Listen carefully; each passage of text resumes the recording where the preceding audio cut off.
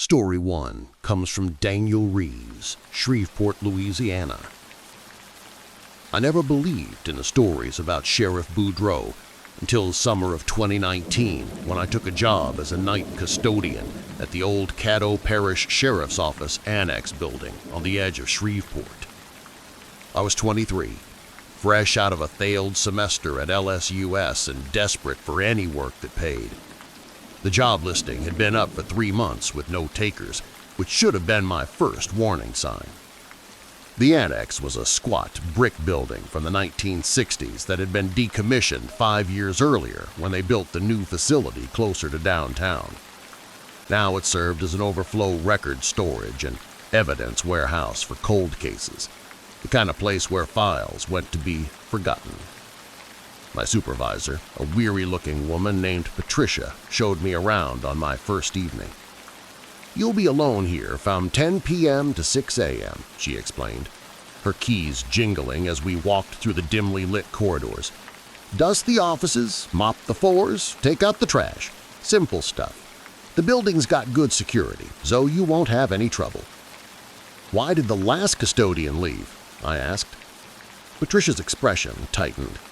"He just stopped showing up. Some people can't handle the quiet, I guess."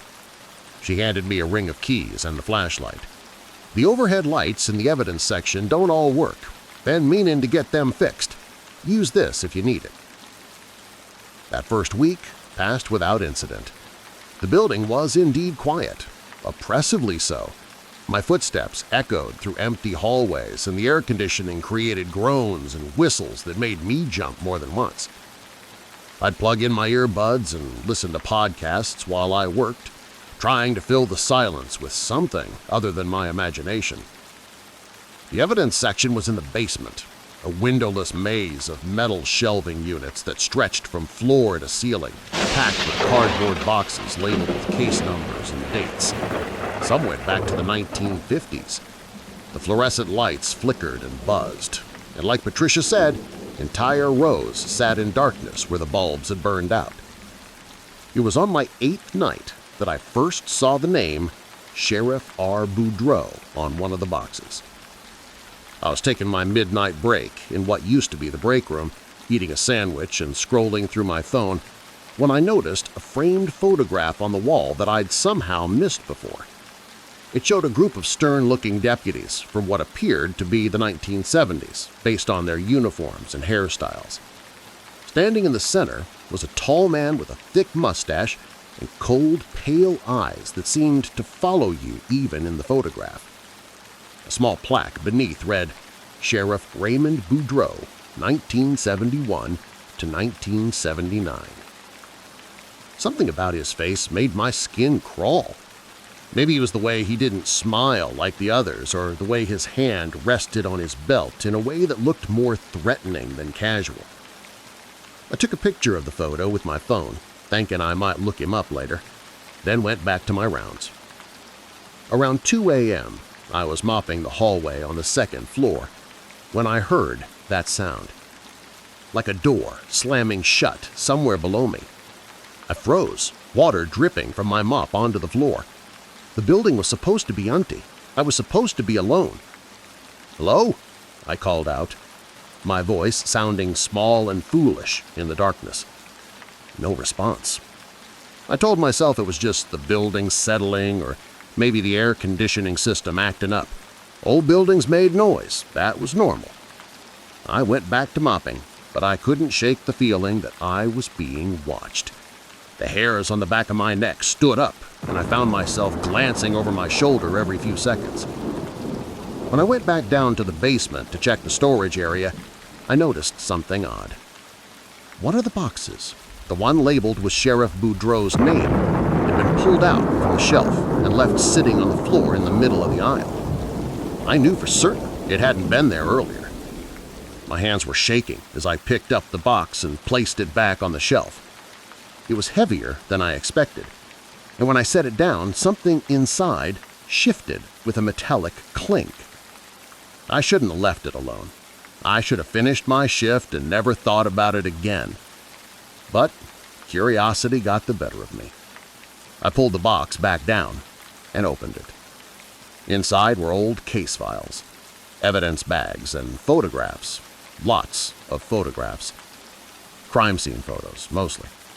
Showing things I wish I'd never seen. But what caught my attention was a leather-bound journal at the bottom of the box, wrapped in an evidence bag marked "Personal Effects. Do not remove." I removed it. The journal was Sheriff Boudreau's personal log, written in a cramped, aggressive handwriting that was sometimes hard to read. Most of it was mundane. Notes about departmental issues, complaints about deputies, schedules. But as I flipped through, certain entries started to stand out. March 15th, 1977. Taught that Perkins boy a lesson he won't forget. Nobody disrespects my authority. Made sure there wouldn't be any witnesses. June 3rd, 1977. Rivers good for making problems disappear. Third time this year. Getting easier. October 22nd, 1977. Jenkins getting suspicious. Might need to do something about him. My stomach turned. I flipped ahead, my hands trembling. January 8th, 1978. They can't touch me. Badge means I can do whatever I want. God himself couldn't stop me. April 19th, 1978. Took another one tonight. Feels like justice. The entries went on and on, each one more disturbing than the last. Sheriff Raymond Boudreau had been a serial killer, using his position to target people he deemed problems, drifters, petty criminals, people who disrespected him. The journal documented at least 15 murders over an 8-year period, and apparently no one had ever discovered it, or if they had, they'd buried it in this forgotten box in a decommissioned building. I was so absorbed in reading that I didn't hear the footsteps until they were right behind me. Heavy boots on concrete. Slow, deliberate steps. I spun around, the journal falling from my hands. The basement was empty. The fluorescent lights hummed and flickered overhead. But I could have sworn I'd heard someone walking up behind me. "Hello?" I called out again, louder this time. "Patricia? Is someone there?" The lights went out. Not gradually, not one by one. All of them at once, plunging the basement into absolute darkness. My flashlight was upstairs in the office. I fumbled for my phone, my heart hammering in my chest, and turned on its flashlight. The weak beam barely penetrated the darkness. That's when I heard the voice. "Put it back." It was a low, gravelly voice, thick with a Cajun accent. It seemed to come from everywhere and nowhere at once, echoing off the concrete walls. "Put it back, boy." I grabbed the journal off the floor, shoved it into the box, and slammed the lid shut. My hands were shaking so badly I could barely hold my phone. I pushed the box back on the shelf and stumbled backward, the beam of my flashlight dancing wildly across the rows of shelving. "I'm sorry," I said, my voice cracking. I'm sorry, I shouldn't have—" "Too late for sorry." The voice was closer now. I swung my phone light toward the sound and saw nothing. Just empty aisles and shadows. But I could feel a presence there. Something massive and malevolent watching me from the darkness. I ran. I didn't care about my mop, my supplies, or my stupid earbuds. I bolted for the stairs, taking them 2 at a time, my phone light bobbing wildly. Behind me, I could hear those heavy boots again, faster now, chasing me up from the basement. The door at the top of the stairs slammed shut just as I reached it. I crashed into its shoulder first, twisting the handle desperately. It was locked. "No, no, no, no!" I chanted, pulling at the door with all my strength. The footsteps were getting closer, climbing the stairs behind me. I could hear breathing now. Heavy, wet, labored breathing that didn't sound human. The door finally gave way, and I practically fell through it into the first floor hallway. I slammed it shut behind me and ran for the front entrance, not looking back, not slowing down. My keys jangled in my pocket as I ran, and I could hear doors opening and slamming shut throughout the building, like something was moving through the offices, searching for me. I burst through the front doors into the warm Louisiana night, gasping for air. My car was parked 50 feet away in the empty lot. I sprinted for it, jumped in, and locked the doors. My hands were shaking so badly, it took 3 tries to get the key in the ignition. As I started the engine, I looked back at the building. In the window of the break room on the 2nd floor, backlit by the emergency exit signs, stood the silhouette of a tall man. Even from this distance, even in the darkness, I could feel those cold, pale eyes watching me. I drove home at 90 miles per hour and didn't stop until I was locked inside my apartment. The next morning, I called Patricia and quit over the phone. I didn't explain why, just said the job wasn't a good fit. She didn't sound surprised. After I hung up, I spent 3 hours researching Sheriff Raymond Boudreaux. What I found made everything worse. Boudreaux had indeed been sheriff of Caddo Parish from 1971 to 1979, when he died in what was officially ruled an accident. He'd been responding to a call about a disturbance near the Red River when his cruiser went off the road and into the water. His body was found 3 days later, bloated and barely recognizable. The funeral was small, and according to one old newspaper article I found, several of his former deputies hadn't attended. But here's what really got me. In the years after his death, several people had come forward claiming Boudreaux had been abusive, corrupt, and possibly involved in the disappearances of several local residents. An investigation was opened, but quietly closed due to lack of evidence. The case files were sealed and moved to an undisclosed storage location, the Annex building. They had buried the evidence there, in that forgotten basement, hoping it would never see the light of day. I also found a forum thread from 2014 about the building. Several former employees mentioned strange occurrences, hearing footsteps, seeing shadows, feeling like they were being watched. One security guard claimed he had seen a tall man in an old-style sheriff's uniform standing at the end of a hallway who vanished when he approached. Another custodian, probably my predecessor, wrote that he heard someone whispering his name in the evidence room and never went back. All of them mentioned feeling an overwhelming sense of dread in the basement. I tried to move on. I found another job, working day shifts at a grocery store. I stopped thinking about the Annex, about Sheriff Boudreaux, about that journal full of confessions. I convinced myself it had been my imagination, stress, exhaustion. Old buildings are creepy. That's all it was. But 3 weeks after I quit, I got a call from a number I didn't recognize. When I answered, there was only static for a moment, and then, "You read my book, boy." That same voice, that same gravelly Cajun accent. I hung up immediately and blocked the number, but the calls kept coming from different numbers, always the same static, always the same voice. Sometimes he'd just breathe into the phone. Sometimes he'd say my name. Once he said, "I know where you live, Daniel." I went to the police, but what was I supposed to tell them? That I was being harassed by a dead sheriff? They took a report about the phone calls, but couldn't trace them. The numbers came back as disconnected lines, some of them from area codes that didn't exist. Then the dream started. Every night I dream I was back in that basement, and Sheriff Boudreaux would be there, standing among the shelves, watching me with those cold, pale eyes. He never moved, never spoke in the dreams, just stared at me with an expression of pure hatred. I woke up gasping, drenched in sweat, certain that I could smell the musty scent of that evidence room. One night, I woke up and he was standing at the foot of my bed. Not in a dream.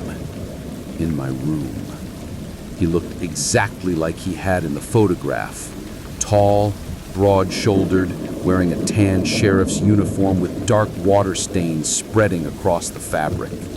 His skin was gray and bloated, his eyes cloudy and lifeless. Water dripped from his clothes out to my floor, forming a puddle that reflected the red glow of my alarm clock. I couldn't move, couldn't scream, could barely breathe. He stood there for what felt like hours, but was probably only seconds, and then he spoke, his voice like rocks grinding together. "My secrets stay buried, boy. You keep your mouth shut, or I'll shut it for you, permanently." Then he was gone, just vanished, leaving only the puddle of dirty river water on my floor. I moved out of Shreveport 2 days later. Didn't give notice to my landlord, didn't tell my friends where I was going. I just packed what I could fit in my car and drove east until I hit Mississippi, and then kept going. I ended up in Meridian, about 200 miles away, and found a small apartment and a new job. That was 4 years ago. The calls stopped after I moved. The dreams eventually faded. I haven't seen Sheriff Boudreaux since that night in my bedroom, but I still think about that journal, sitting in that box, in that forgotten basement, documenting all those murders. Part of me knows I should have reported it, should have made sure someone investigated those old cases, found justice for those victims.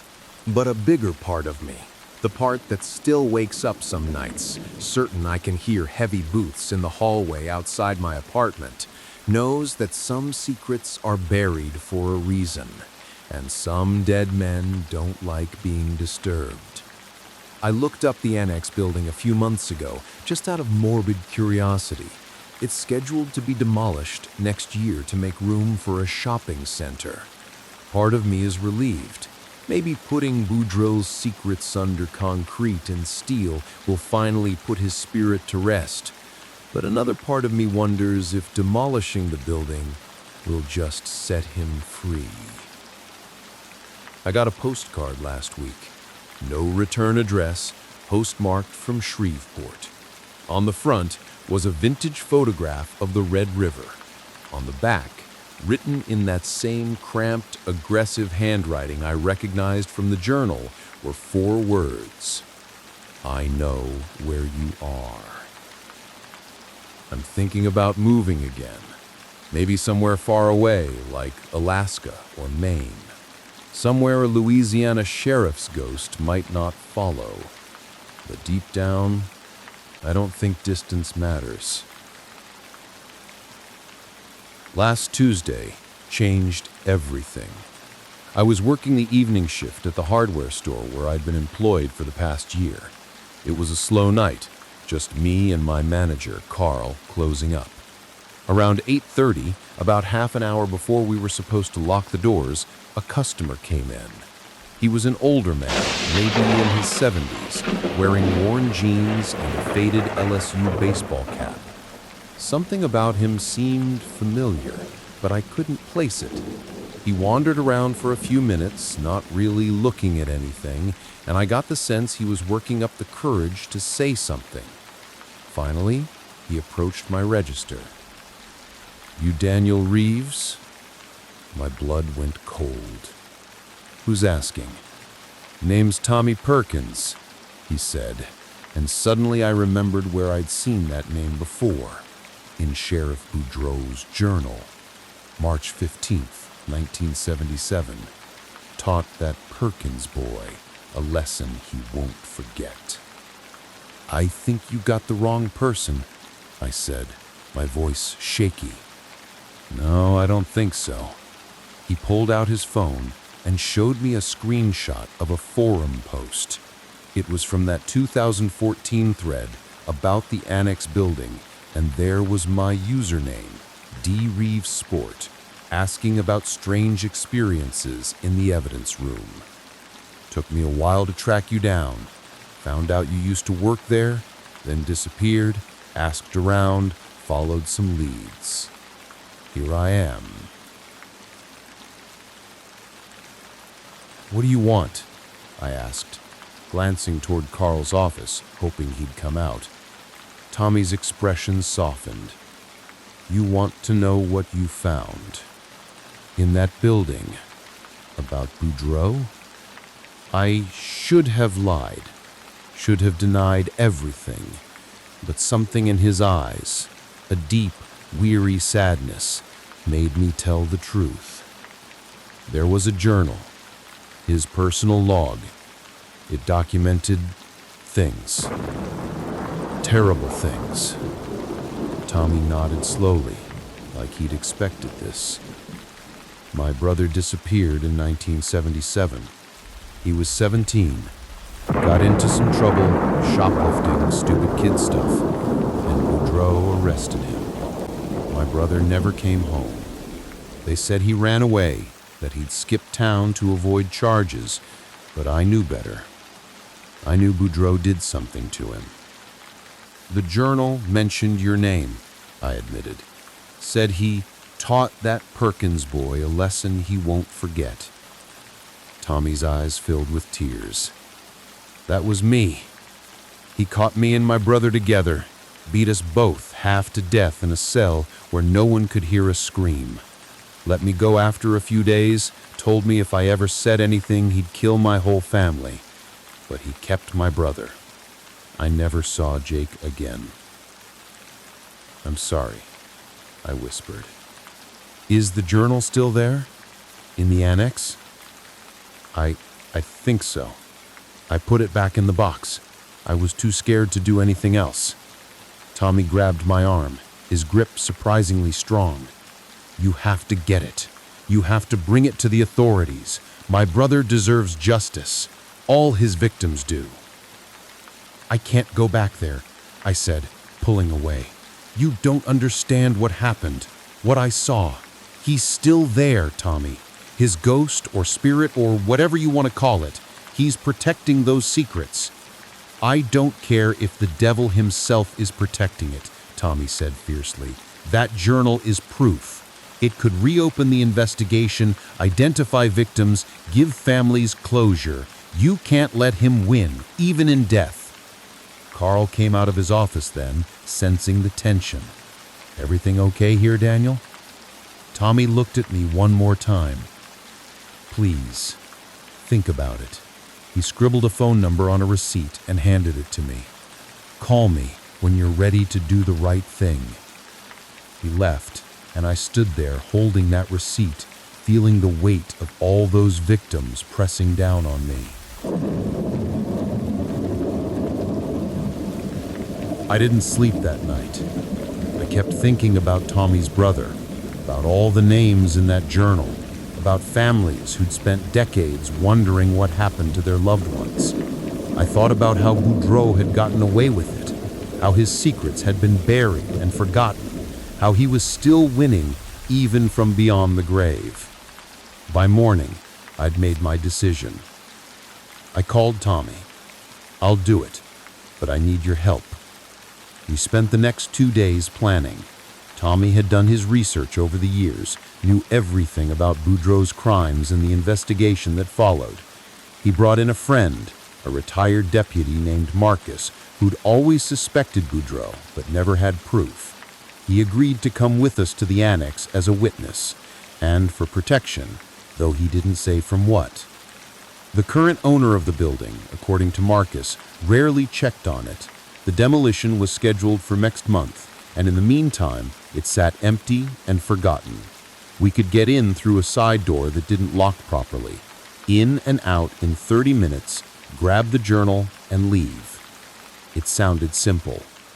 It wasn't. We went on a Friday night, the same night of the week I'd first encountered Boudreaux's presence. Tommy drove, his hands tight on the wheel. Marcus sat in the back, a flashlight and his old service weapon on his lap. I gave directions, my stomach churning as we got closer to Shreveport. The annex looked worse than I remembered. Windows were boarded up, graffiti covered the walls, and the parking lot was cracked and overgrown with weeds. It looked like a place where bad things had happened and would happen again. "You sure about this?" Marcus asked me as we approached the side door. No, I wasn't sure, but I nodded anyway. The door opened with a rusty groan, and we stepped inside. The smell hit me immediately. Mold, decay, and something else. Something like stagnant water and rot. Tommy gagged, covering his nose with his shirt. "Basement's this way," I said, leading them through the dark hallways with my flashlight. The building felt different than before, more hostile, more aware. Our footsteps echoed too loudly, and shadows seemed to move at the edge of our vision. Marcus kept his hand on his weapon, and I noticed his fingers were trembling. When we reached the basement door, it was standing open. "Did you leave it like that?" Tommy whispered. "No," I said. "It should be closed." We descended the stairs slowly, 3 flashlight beams cutting through the darkness. The evidence section looked like it had been ransacked. Boxes pulled from shelves, papers scattered across the floor, filing cabinets overturned. It looked like a storm had torn through the room. "What the hell happened here?" Marcus breathed. "He knows we're coming," I said. The temperature had dropped at least 20 degrees. I could see my breath misting in front of my face. Tommy was shivering, though whether from cold or fear I couldn't tell. I found the shelf where Boudreaux's box should have been. It was empty. "It's gone," I said, panic rising in my chest. "The box is gone." "Looking for something?" The voice came from behind us. We spun around, flashlights converging on the figure standing at the bottom of the stairs. Sheriff Raymond Boudreaux, looking exactly as he had in death, bloated, waterlogged, eyes like milky glass. But this time, he wasn't just standing there. He was smiling, showing brown, rotted teeth. "You brought friends," he said, his voice bubbling like water through mud. "How thoughtful." Marcus raised his gun with shaking hands. "Stay back!" Boudreaux laughed, a horrible gurgling sound. "You gonna shoot me, Deputy Willis? I'm already dead. Your bullets can't hurt me, but I can hurt you. All of you." Tommy stepped forward, his fear replaced by rage. "You killed my brother, you bastard! You killed Jake and God knows how many others. Your brother was weak, cried like a baby, begged me to let him go. But disrespect has consequences. I taught him that lesson real well before I threw him in the river." Tommy lunged at him, but Marcus grabbed him, holding him back. "Don't! That's what he wants!" The lights flickered on, all of them, the basement suddenly bright as day. And what we saw made my heart stop. The walls were covered in names, hundreds of names, written in that same cramped handwriting, in what looked like dark, dried blood. All of Boudreaux's victims, marked on the walls like trophies. "My legacy," he said proudly.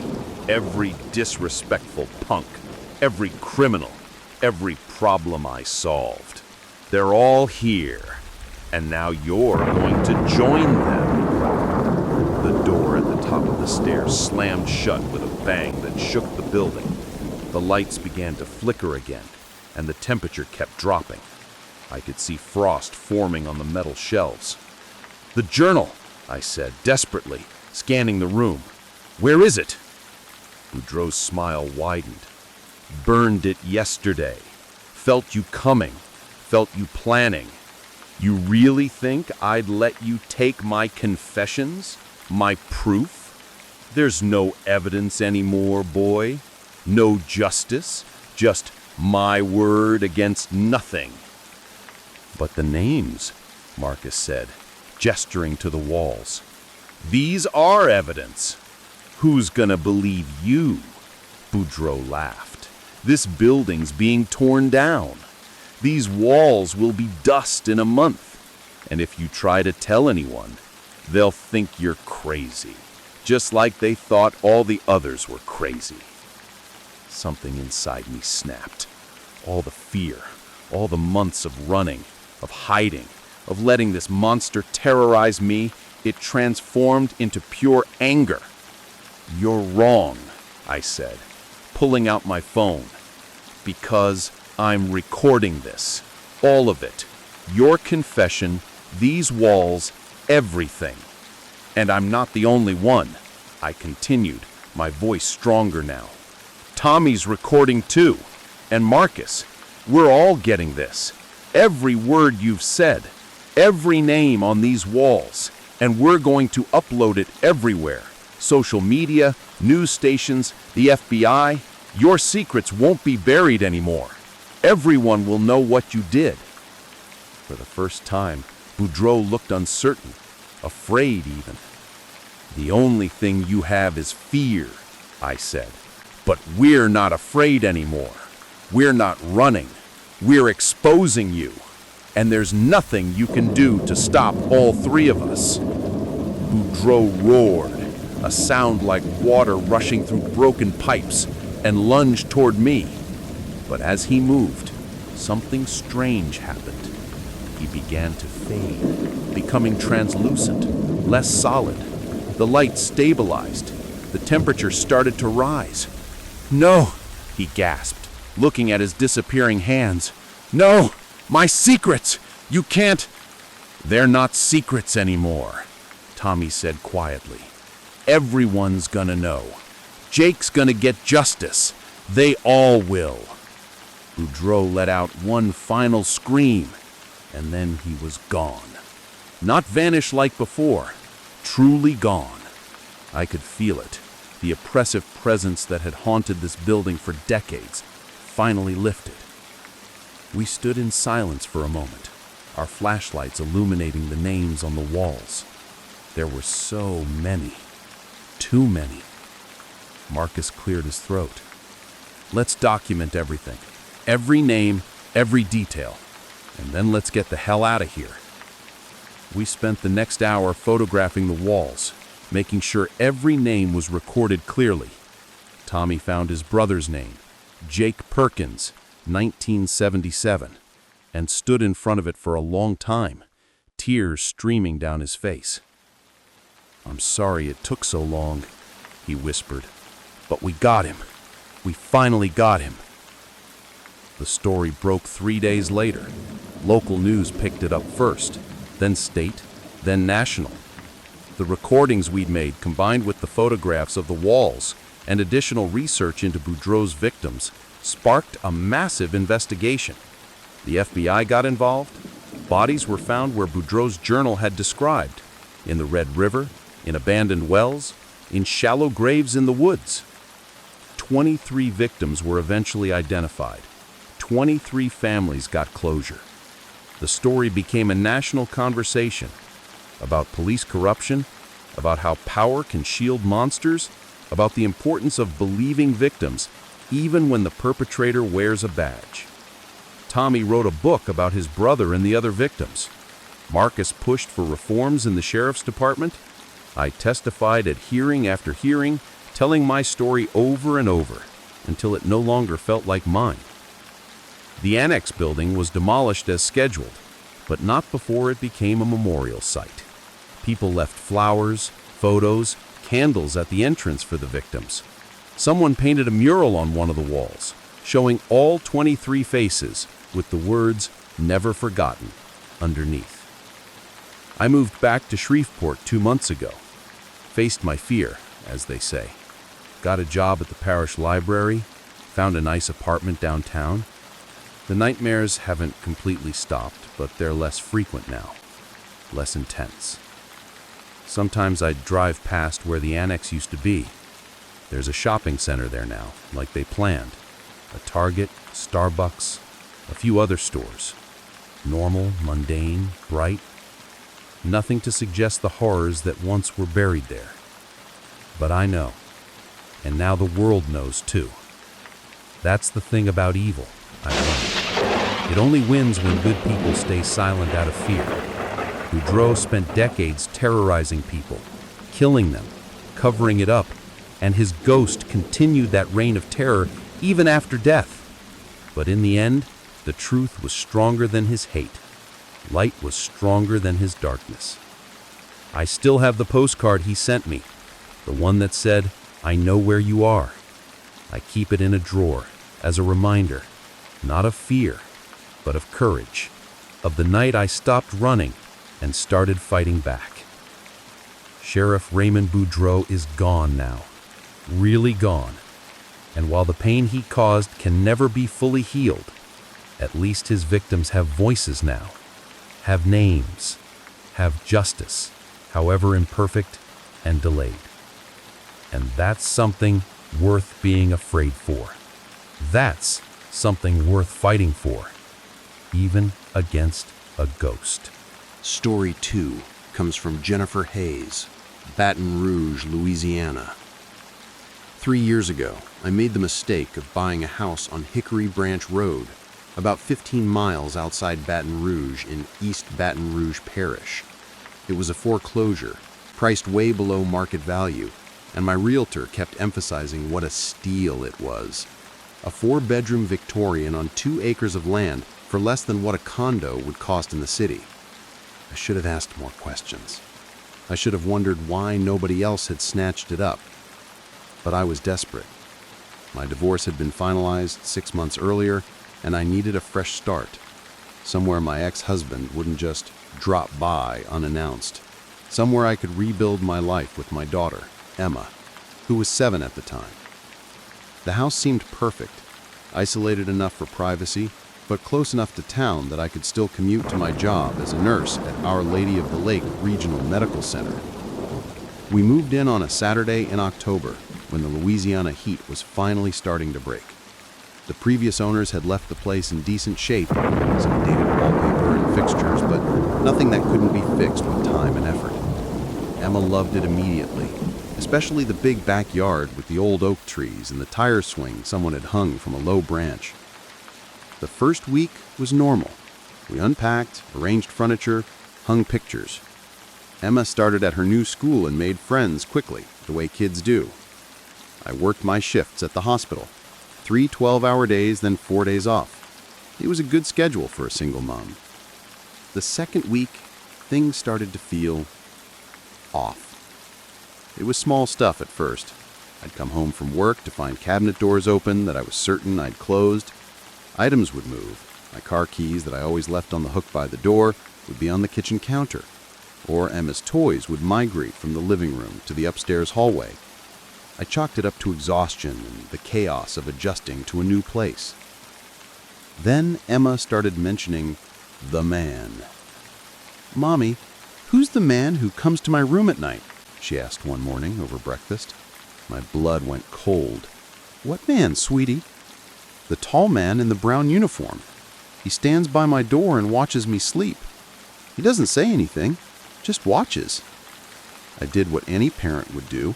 I checked every lock, every window, searched every closet and crawl space. Nothing. I installed a security system the next day, cameras at every entrance, motion sensors on the doors and windows. I even got a big dog from the shelter, a German Shepherd mix named Duke, thinking that would make us both feel safer. But Emma kept seeing the man. "He was there again last night," she'd say, completely matter of fact, the way kids talk about things that terrify adults. "He looked sad and wet, like he was swimming in his clothes." I took her to a child psychologist, worried that the divorce and the move had traumatized her more than I'd realized. Dr. Mitchell assured me it was normal for children to create imaginary friends or figures during times of stress, that it was Emma's way of processing her emotions. She'd grow out of it. But I didn't think it was imagination, because I'd started seeing things too. Shadows that moved wrong, the reflection of someone standing behind me in the bathroom mirror, gone when I turned around, the sound of heavy footsteps on the stairs when Emma and I were both in the kitchen. Always, the smell of stagnant water and mud, appearing and disappearing without explanation. I tried to ignore it, tried to tell myself it was just an old house settling, my imagination working overtime because of Emma's stories. But then I found the newspaper clippings. I was cleaning out the attic on one of my days off, sorting through boxes the previous owners had left behind, when I found a metal lockbox hidden under some old insulation. The lock was rusted and broke easily when I pried at it with a screwdriver. Inside were newspaper articles, all from the early 1990s, all about the same story, the disappearance and murder investigation of Sheriff James Robert Thibodeau of East Baton Rouge Parish. According to the articles, Sheriff Thibodeau had been a well-respected lawman, decorated and admired, married with 2 kids.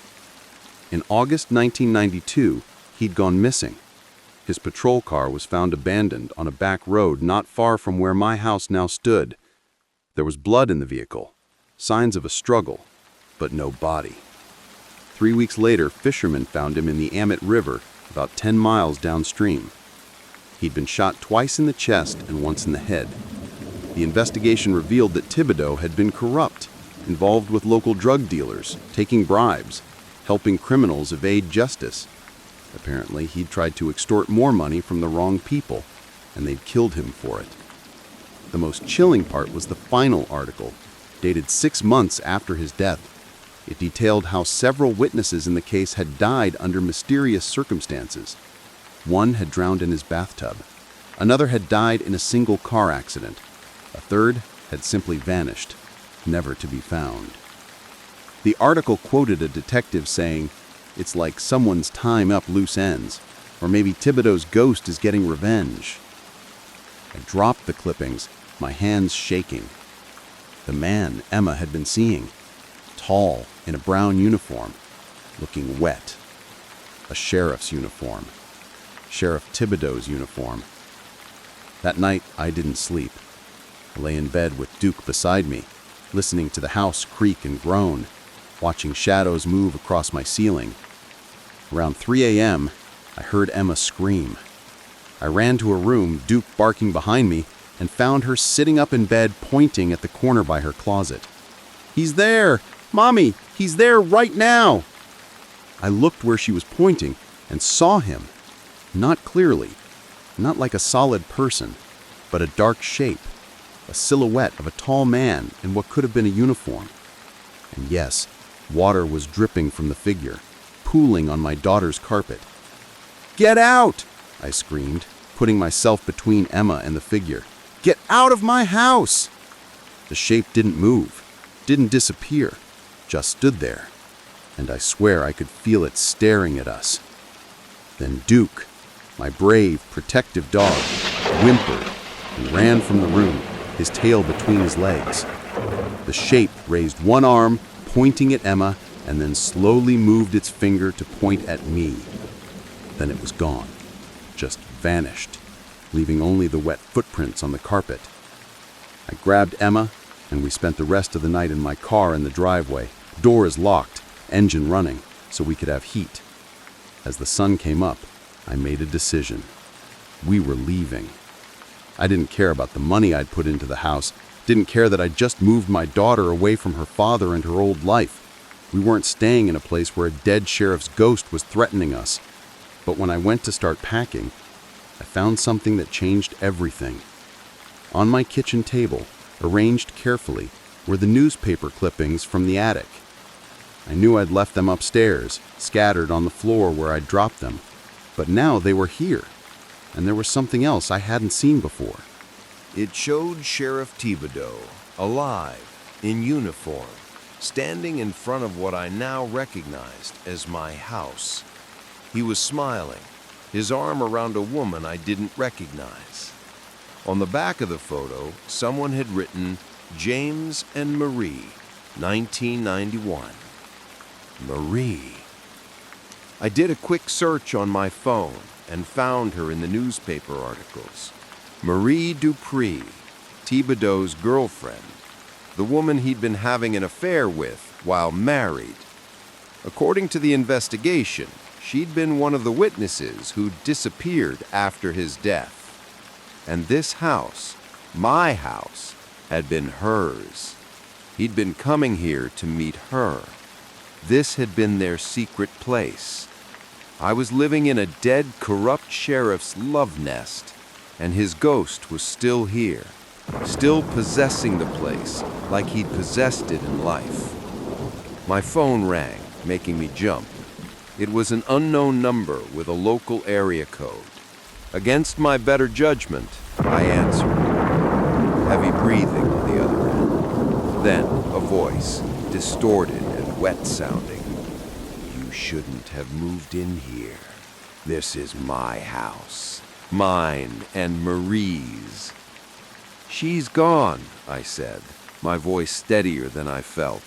She's been gone for 30 years. You need to leave us alone. Marie's not gone. She's here. She's always been here. In the walls, in the ground. I made sure she'd never leave me. The call ended. I stood there, phone in my hand, processing what he'd just said. In the walls, in the ground. Oh, God. I called the police, told them I thought there might be human remains on my property, gave them the whole story about Sheriff Thibodeau and Marie Dupree. The dispatcher sounded skeptical, but said they'd send someone out. 2 deputies arrived an hour later. One was young, maybe mid-20s, looking like he thought this was a waste of time. The other was older, probably in his 50s, with gray hair and tired eyes. His nameplate read, Bergeron. Ma'am, I understand you have some concerns about your property, Bergeron said politely. I showed them everything, the newspaper clippings, the photograph, told them about the phone call. The younger deputy looked increasingly skeptical, but Bergeron's expression grew more serious. Sheriff Thibodeau, he said quietly. I remember that case. I was just a rookie deputy when it happened. Messy business. A lot of unanswered questions. Do you remember Marie Dupree? I do. She disappeared right after giving her statement to investigators. We searched for her, but, well, some people don't want to be found. I think she's here, on this property. I think he killed her and buried her here, and that's why he won't leave. He's protecting his secret. The young deputy rolled his eyes, but Bergeron studied me carefully. What makes you think that? I told him about the apparitions, Emma's encounters, the voice on the phone. I expected him to laugh, to dismiss it all as paranoid delusion. Instead, he nodded slowly. This house has had a lot of owners over the past 30 years. Nobody stays long. 6 months, maybe a year at most. Always some excuse, job transfer, family issues, whatever. But I always wondered if there was more to it. You believe me? Ma'am, I've been in law enforcement for 32 years. I've seen things that don't have easy explanations, and I've learned to trust my instincts. He looked at the younger deputy. Call it in. Tell him we need cadaver dogs and ground-penetrating radar. We're doing a proper search of this property. The search took 3 days. They brought in specialists, dogs, equipment that could scan beneath the ground. Emma and I stayed at a hotel in Baton Rouge while they worked. Duke with us. All of us crammed into one room because I refused to let my daughter out of my sight.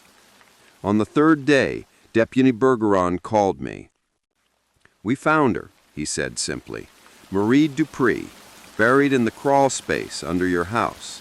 Forensics will need to confirm, but based on the clothing and jewelry, they're confident it's her.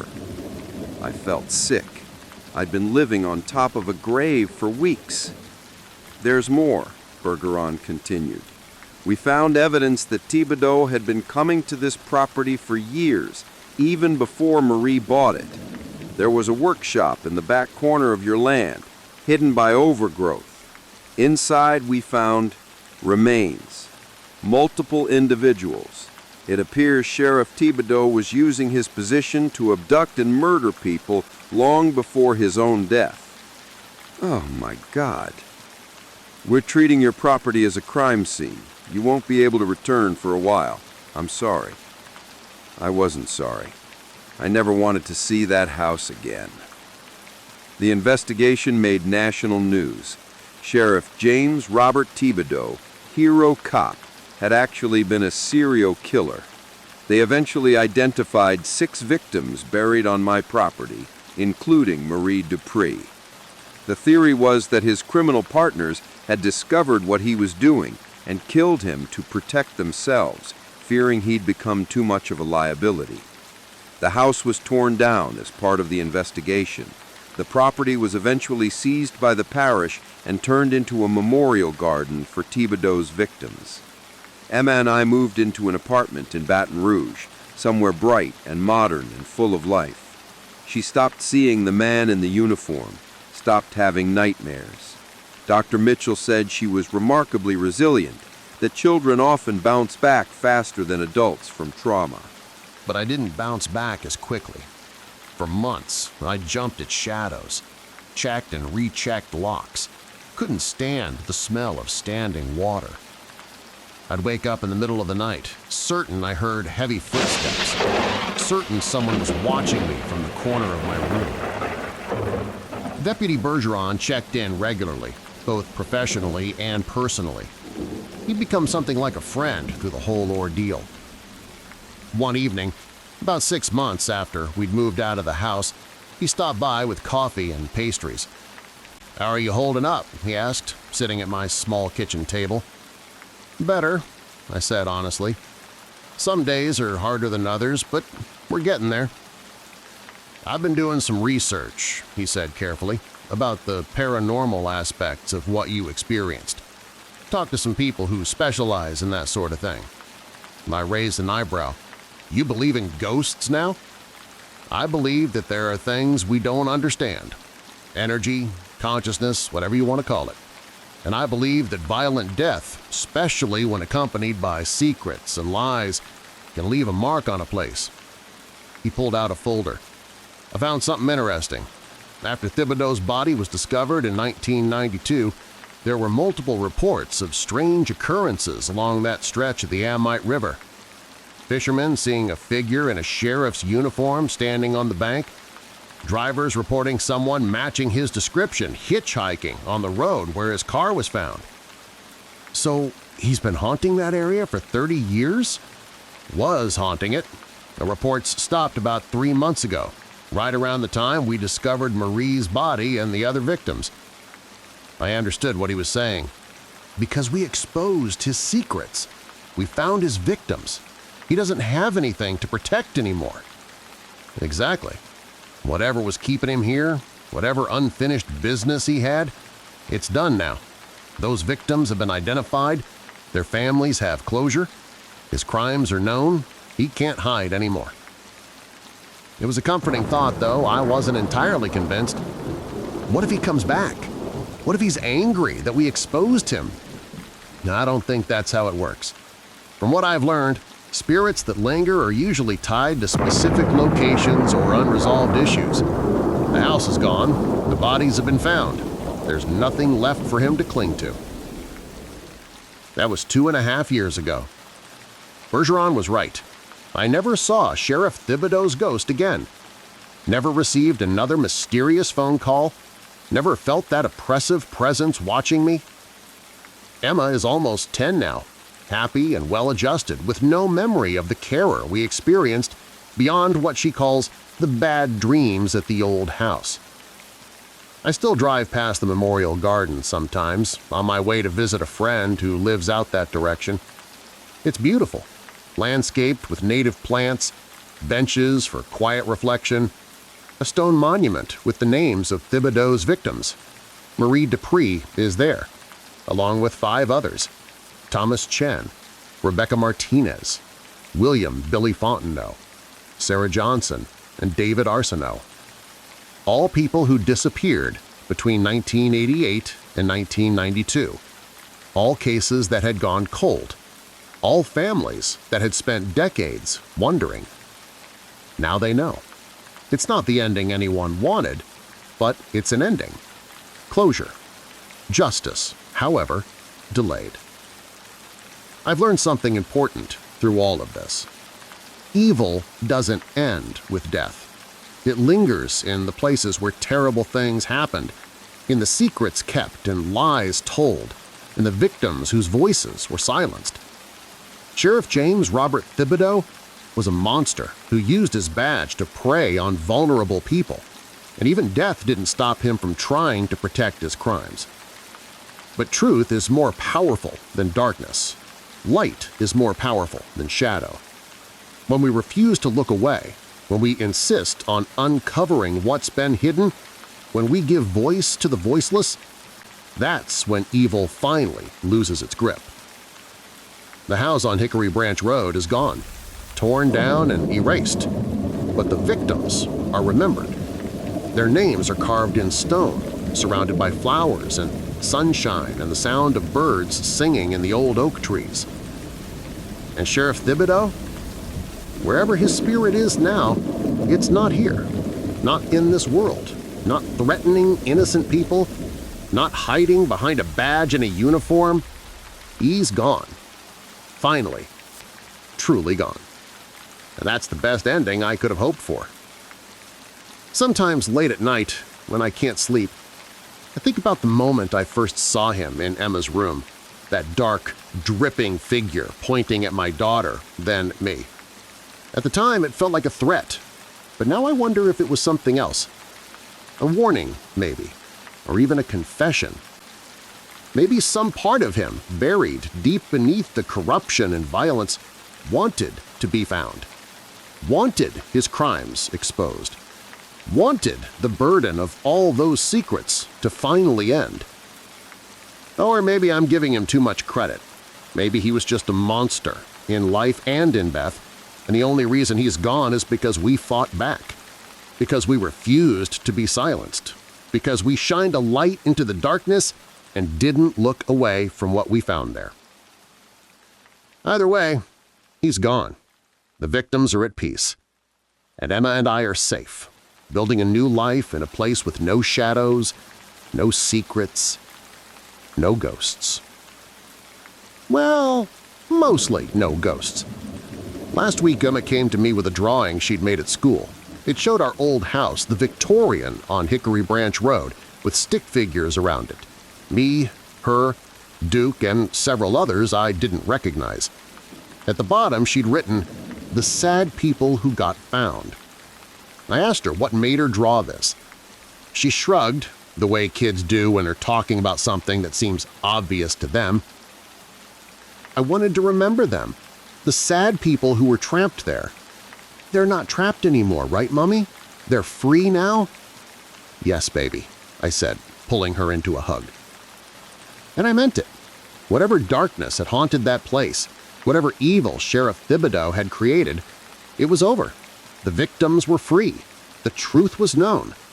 Justice, delayed by 30 decades, had finally arrived. I framed Emma's drawing and hung it in our hallway, a reminder of what we survived and what we helped bring to light. Sometimes I stop and look at it, at those simple stick figures, representing people whose names I now know, whose stories are no longer secret. Thomas, Rebecca, Billy, Sarah, David. They're free now. We all are. Story 3 comes from Robert Bobby Marchetti, Lafayette, Louisiana. 5 years ago, in the fall of 2020, I took a job as a long-haul trucker for a logistics company based out of Lafayette. I'd been driving locally for years, but the pay for cross-country routes was too good to pass up, especially with my daughter heading to college and the bills piling up. My first big assignment was a run from Lafayette to Seattle and back, a straight shot up through Texas, across the plains, and into the Pacific Northwest. 4 days there, 4 days back, with a day of rest in between. Easy money. What they didn't tell me was that I'd be driving through Calcasieu Parish on my way out of Louisiana, right past the town of Sulphur, and that I'd be making a pickup at a warehouse on Parish Road 3089, a stretch of old highway that cuts through swampland and pine forest about 20 miles outside the main town. I should have known something was wrong when I pulled up to the warehouse. It was a squat, cinder block building that looked like it hadn't been updated since the 1970s, surrounded by a chain-link fence topped with barbed wire. The parking lot was empty, except for one other truck, an old semi with rust eating through the trailer. No signs, no company logos, nothing to indicate what kind of business operated out of this place. My manifest said I was picking up industrial equipment bound for a buyer in Portland. Standard stuff, or so I thought. I backed my trailer up to the loading dock and killed the engine. A man emerged from a side door, tall, maybe 6'4", with a shaved head and arms covered in faded tattoos. He looked at my paperwork without saying a word, then gestured for me to follow him inside. The warehouse was dark and smelled like motor oil and something else I couldn't identify. Something organic and unpleasant, like meat that had gone bad. The man led me to where my cargo was waiting. 6 large crates, wooden, unmarked except for fragile, stenciled on the sides in red paint. He said, "Don't open them." It was the first time he'd spoken, and his voice was rough, like he smoked 3 packs a day. "Don't stop anywhere except for gas and food. Don't let anyone else touch your truck. Understand?" "Sure," I said, though alarm bells were already ringing in my head. "What's in them?" "Equipment, like your manifest says." He stared at me with dark, flat eyes. "You get paid to drive, not to ask questions." 2 other men appeared with a forklift and loaded the crates into my trailer. They worked quickly, efficiently, not talking to each other or to me. The whole operation took maybe 15 minutes. Then the tall man handed me an envelope. "Cash advance, another payment when you deliver. And remember, don't open the crates." I took the envelope and got the hell out of there. The first day of driving was uneventful. I made it through Texas, stopped for the night at a truck stop outside Amarillo, grabbed a shower and a hot meal, and slept in my cab the way I always did on long hauls. The crates were secure in the trailer, and I tried not to think about the weird vibe from the warehouse and the man's warning not to open them. But that night, I had the dream. I was back at the warehouse, but it was different, darker, more decrepit, like it had been abandoned for years. The man with the shaved head was there, but he wasn't alone. There were others, all dressed in uniforms I didn't recognize at first. Old-style law enforcement uniforms, brown and tan, with badges that caught the light. In the center of the warehouse stood a figure that made my blood run cold. He was shorter than the others, maybe 5'9", but he irradiated authority. He wore a sheriff's uniform with a star badge, and his face was hard and weathered, with cold blue eyes that seemed to look straight through me. On his nameplate, I could just make out, Sheriff L. Duhan. "You're carrying our property," he said, his voice thick with a Cajun accent. "You make sure it gets where it's going. No mistakes, no questions." I tried to speak, to ask what he meant, but my voice wouldn't work. The other men in uniform stepped closer, forming a circle around me, and I realized they all had the same dead look in their eyes. Not alive, not quite dead, something in between. Sheriff Duhan smiled, showing yellowed teeth. "We've been watching these roads for a long time, boy, making sure certain things stay buried. But times change, can't keep secrets forever. So now we move them, and you're gonna help us." I woke up gasping, drenched in sweat, my heart hammering against my ribs. It was just past 3 a.m. Through the windshield of my cab, I could see other trucks parked around me, their running lights glowing in the darkness. Everything was normal. Everything was fine. Except I could still smell that warehouse, motor oil, and rotting meat. I grabbed my phone and did a quick search for Sheriff Duhan, Calcasieu Parish. What I found made me wish I never took this job. Sheriff Louis Duhan had been the sheriff of Calcasieu Parish from 1968 to 1983.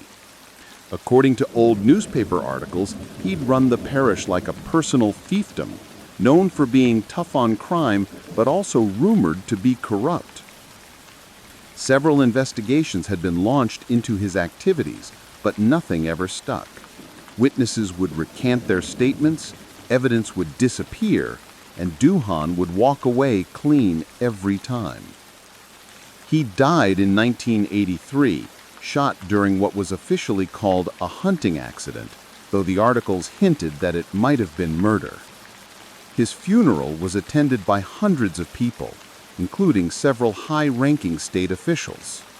He was buried with full honors in a cemetery outside Sulphur. But here's what made my skin crawl. In the years after his death, several people connected to the investigations against him had died under suspicious circumstances. Car accidents, drownings, suicides.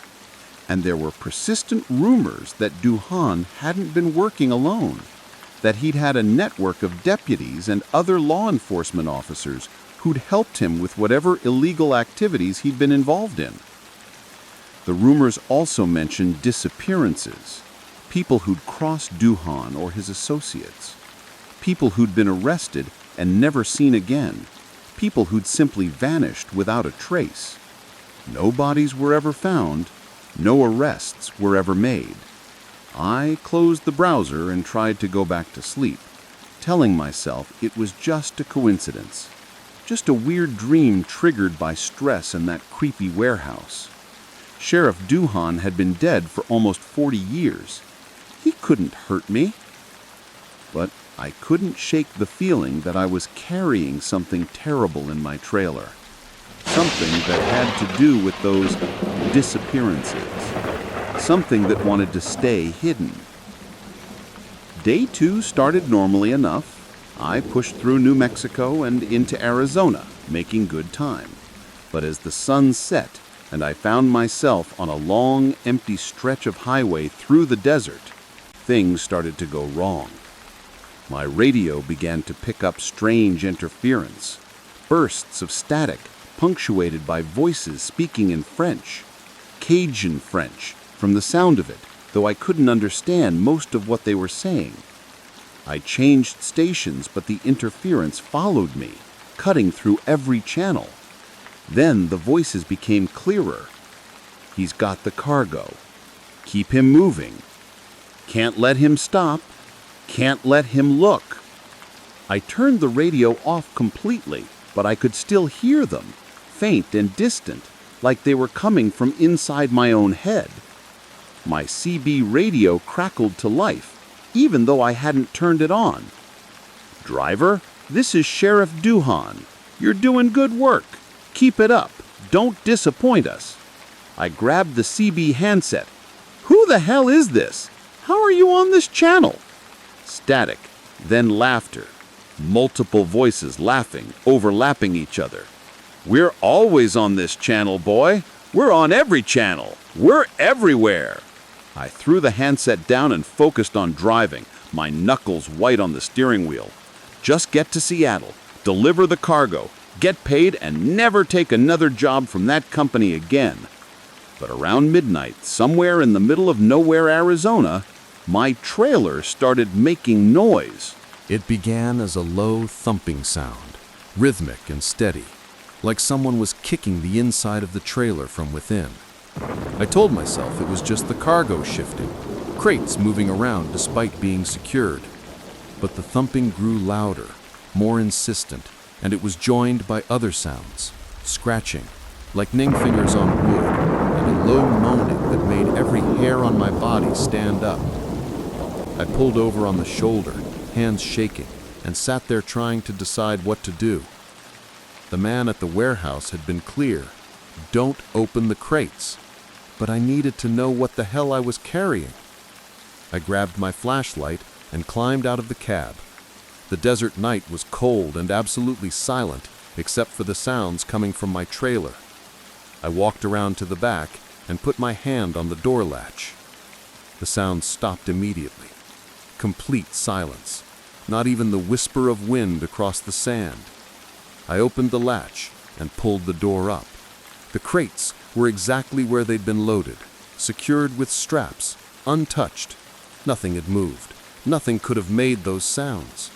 But the smell, God, the smell that poured out of that trailer made me gag. Decomposition, death, bodies that had been rotting for weeks or months. I stumbled backwards, pulling my shirt over my nose. There was no way industrial equipment smelled like that. No way. I should have called the cops right then. Should have reported the cargo as suspicious. But I thought about the cash advance in my pocket, about my daughter's tuition, about the fact that I had zero proof of anything, except some bad smells and weird noises. What was I going to tell the cops? That I heard voices on my radio and my trailer was making sounds? I closed the trailer door and got back in my cab. I'd drive straight through to Seattle, deliver the cargo, and wash my hands of this whole thing. Maybe I'd make an anonymous call to the authorities after I got paid. Let them investigate the warehouse and whoever hired me for this run. That was the plan, anyway. I made it through Arizona and into Nevada without stopping except for gas. Every time I climbed back into my cab after filling up, I could feel eyes on me. Not from other people, but from something else. Something watching from the darkness beyond the lights of the gas station. In Utah, around dawn on day 3, I saw the patrol car. It was an old Crown Victoria, the kind police departments used in the 1980s, painted in a brown and tan color scheme I didn't recognize. It was parked on the shoulder about 100 yards ahead, and as I approached, I could see someone sitting in the driver's seat. As I passed, the figure turned to look at me. Even at 70 miles per hour, even through the early morning gloom, I could see his face clearly. Sheriff Louis Duhan, exactly as he'd looked in the photographs from the 1980s, exactly as he'd appeared in my dream. He smiled and tipped his hat at me.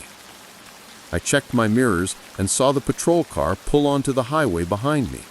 It stayed there for the next 50 miles, matching my speed exactly, never getting closer, but never falling behind.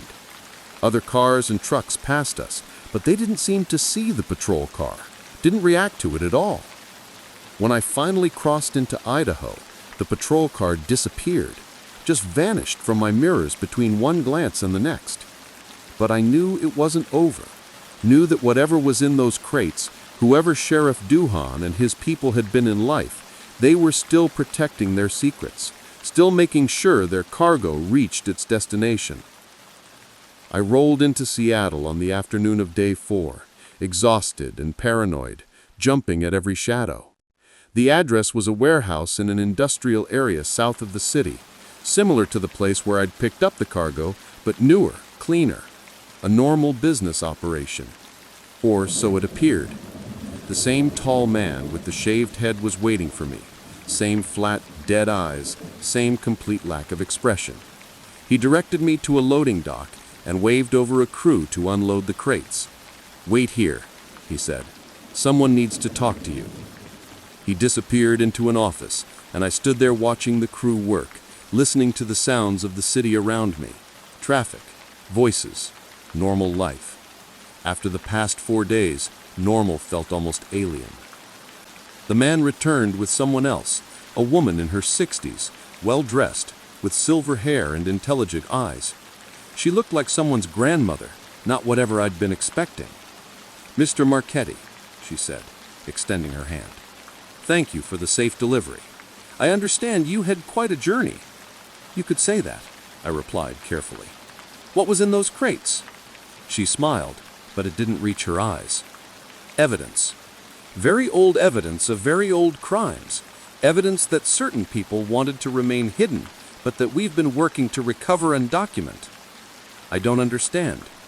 Sheriff Louis Duhan and several of his deputies were serial killers, Mr. Marchetti. They used their positions to abduct, murder, and dispose of people for over 15 years. Mostly transients, migrants, people no one would miss. They'd arrest them on false charges, take them to remote locations, and... She shrugged. The bodies were never found. Until recently. My stomach turned. Those crates. They were... Yes, remains. Recovered from various locations across Calcasieu Parish. We've been working with federal authorities to identify the victims and bring closure to families. But the local authorities in Louisiana have been uncooperative. Too many connections to Duhan's old network. Too many people who want the past to stay buried. So we've had to move the evidence out of state for proper analysis and preservation. Why didn't you just tell me that up front? Because drivers talk, Mr. Marchetti, and there are people who would very much like to prevent this evidence from being examined. We needed someone who would just do the job without asking too many questions. Though I understand you experienced some unusual phenomena during your trip. You could say that. Several other drivers reported similar experiences, voices on the radio, visions of deputies and patrol cars, sounds coming from the cargo. We believe that Duhan and his associates left a mark on the evidence, a kind of psychic imprint driven by their desire to keep their crimes hidden. I wanted to call bullshit, to dismiss it as paranoid nonsense. But I'd seen that patrol car, heard those voices, smelled that awful smell. Is it over? I asked. Now that the evidence is here? For you, yes. You fulfilled your contract. Your final payment will be wired to your account by tomorrow. She handed me a business card. If you experience any further incidents, please call this number. We have people who can help. I took the card and got the hell out of Seattle. The drive back to Lafayette was uneventful.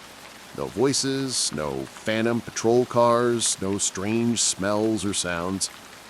The trailer was empty, and for the first time in 5 days, I felt like I could breathe normally.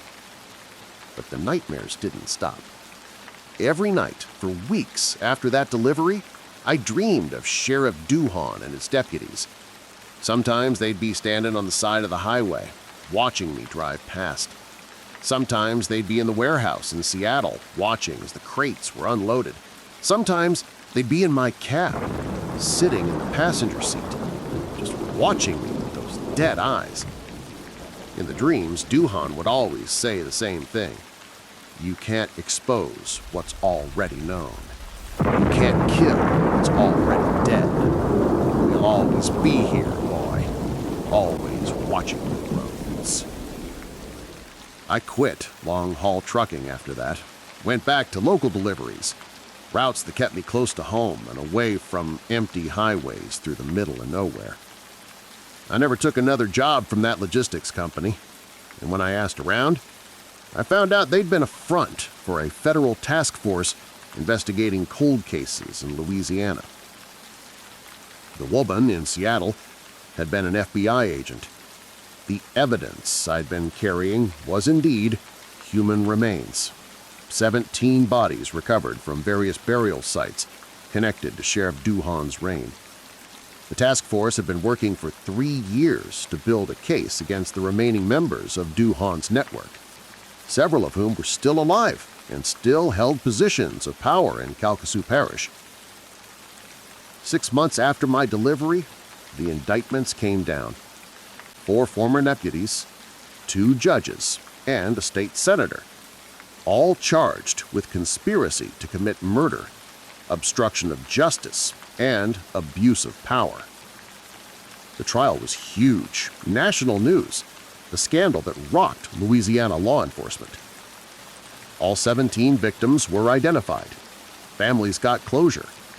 Justice was served, however delayed. But it didn't end the nightmares. Last month, I was making a local delivery to a warehouse outside Lafayette when I saw it. a brown and tan Crown Victoria, parked at the edge of the lot, just like the one that had followed me through Utah. I froze, my heart pounding, waiting for Sheriff Duhar to step out.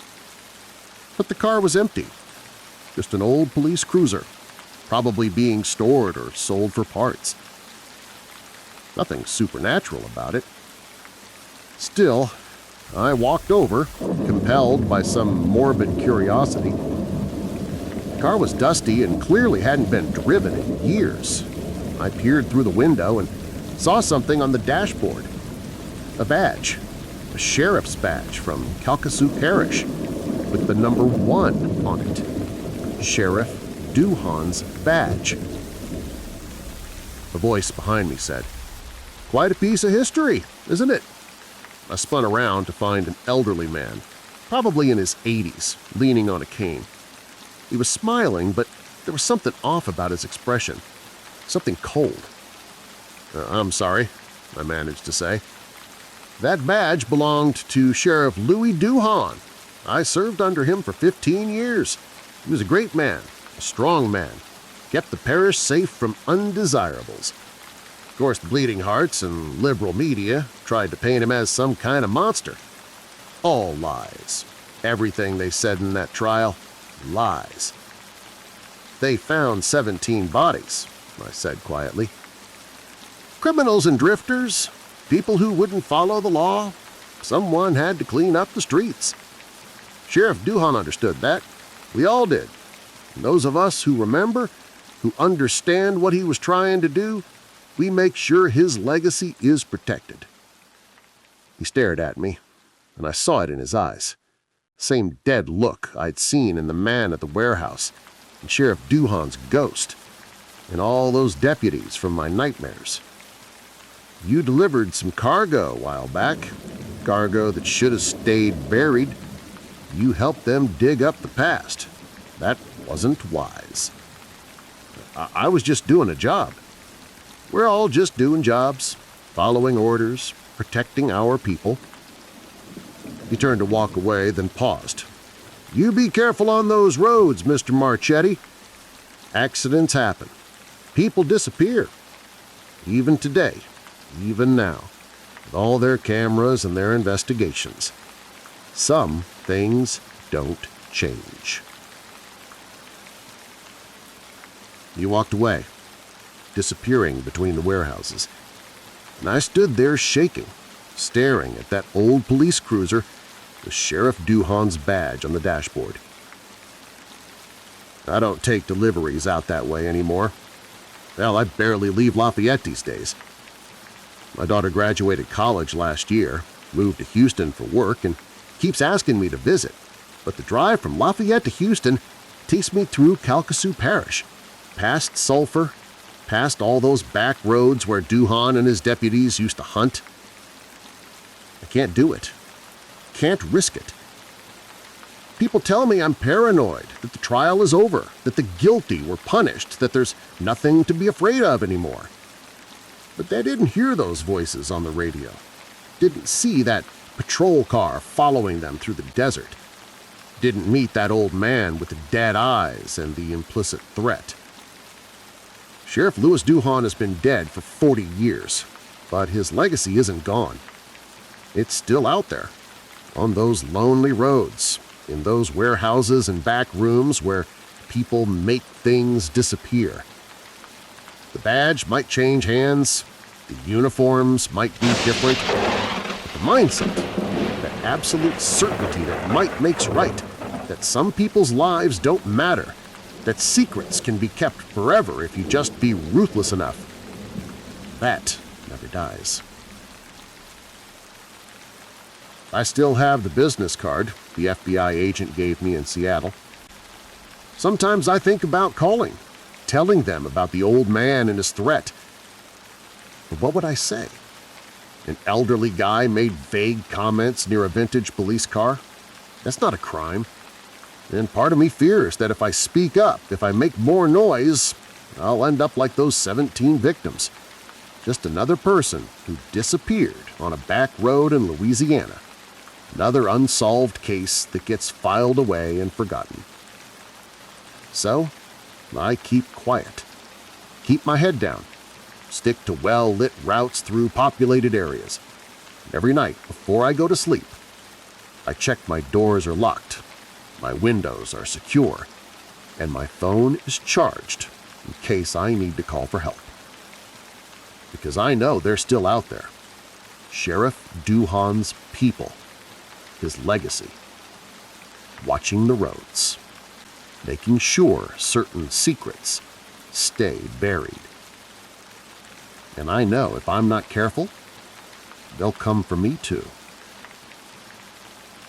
That's the real horror of it all. Not ghosts, or hauntings, or supernatural phenomena. Those things end. Those things can be explained away, rationalized, forgotten. Now, the real horror is knowing that the evil men do lives on long after they're gone. That corruption and violence can be passed down like an inheritance.